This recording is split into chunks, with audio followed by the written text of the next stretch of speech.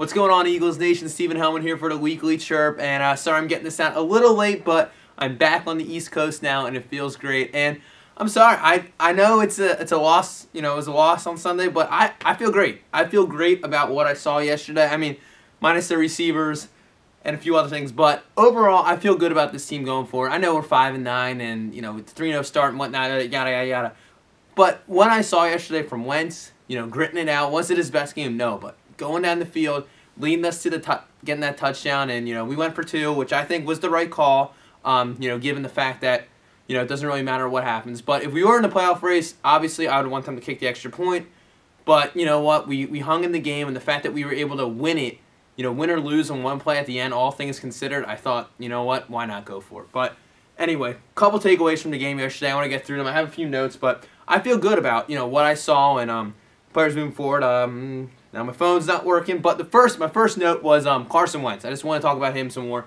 And he really did grit it out. He gritted it out, and these receivers are putrid. They're horrendous, and he's forcing throws. I get that, but he's making these mistakes, and I think he's learning from them. He's making adjustments. You gotta admit, when the second half, he definitely looked a lot better, and leading this down the field, making some big completions, hitting Zach Ertz for that big throw to get us pretty close to the end zone, and then the run at the end. He's extending plays with his legs, whether he's scrambling around and hitting the guy, or if he's running for like he did for the touchdown. I love what I'm seeing from him and his development, and the guy's going to get better. I know he's just a rookie, man. He's going to get better, and I think they're building this team around him. We got our guy. Now we can start. Now it's fun because now we don't have to worry about the quarterback. Now we can go get other pieces to help the quarterback, and that's what we're going to do.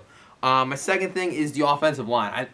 I could not believe how they played yesterday, and considering the Ravens were #1 against the run defense, and our makeshift offensive line we had Peters at left tackle, Wisniewski at left guard, Kelsey at center, Brandon Brooks was back in there at right guard, which was great to see, and then Isaac Seumalo at right tackle. I was watching him all game, and he was not dominant, but he was not getting beaten. For a guy who was a center, that we have him playing backup guard, he was hurt in the beginning of the year, to go in and just play right tackle and perform, pretty well, all things considered. I thought that was incredible. I think that this guy definitely deserves a chance to start next year, whether it be at center or guard, because I like moving on from Jason Kelsey. I think you're able to trade him, get some pretty good value for him, and let this Seumalo kid play, because I think he's got it. And then get in another guard and get another big guard like Brandon Brooks. I like road graders at the guard position. Just get 2 big guys that can just move people, and then I know a lot of people are torn about this, and at the beginning of the year, if you would have asked me, should we keep Jason Peters, I would have said no, but Jason Peters has actually been really good this year, and last year he was blaming,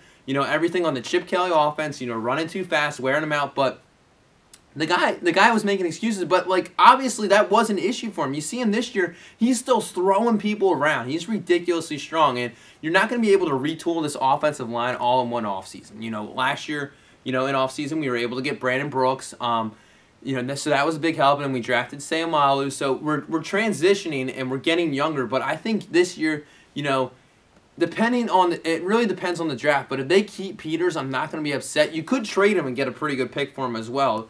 So it's interesting to see what we do, but I think you can move on from Kelsey, put Seumalo in there, maybe bring Wisniewski back on 1 year, and then you're slowly revamping this line, you're slowly changing it up. Next position I got to go down to is no, not next position. Jordan Hicks. Just Jordan Hicks alone has been absolutely ridiculous. The interception he made, seriously turned the game around, and I don't think a lot of people are talking about that because of how it ended with the 2-point conversion.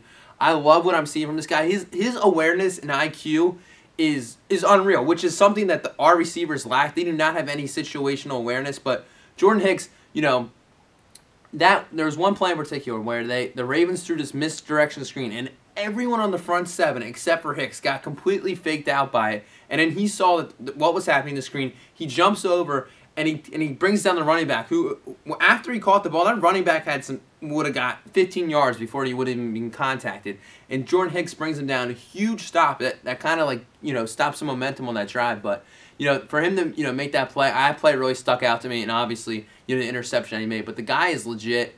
And, he's a great player. And then, also the running backs. The running backs, I like the guys. I like what I saw from Byron Marshall yesterday.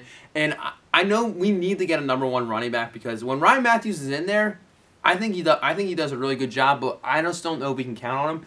I love I love Smallwood. Byron Marshall is really good. So we have these nice change of pace backs, but now we got to go get a back. We got to go get a #1 guy that we can feature. We don't need a Zeke. It's going to be hard to get a Zeke. Zeke's great, but we need to get some guy that you can give the ball, 20 carries a game and feel good about. And Matthews, when he's healthy, you can give him 20 carries a game. He had a great game yesterday, but I just don't know if we can count on that health anymore. So we got to get a guy that can stay healthy and, carry the ball for us a lot. And then the last thing, receivers and corners. We need to improve both those areas desperately. I think the receivers need to be improved more, but I want this to sink in.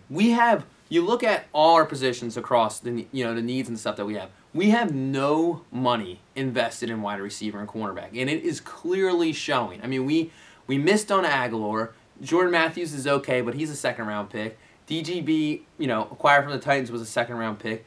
We have Jalen Mills, who's a 7th-round pick. So on the offensive side, the receivers, we have all these high picks invested in these guys, and they just haven't really worked out for us. I mean, Jordan Matthews has been good, but, you need another guy to help him out.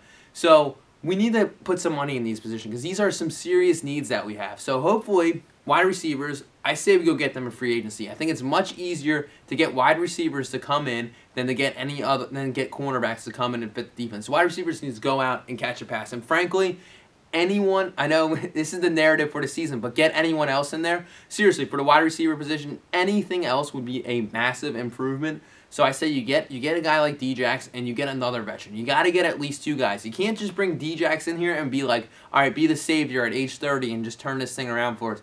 No, you got to get at least 2 guys to take the pressure off of Wentz, take the pressure off everyone else, and see what else can fall into place. Because I think you have, I do see potential in guys like DGB. I see potential in Jordan Matthews.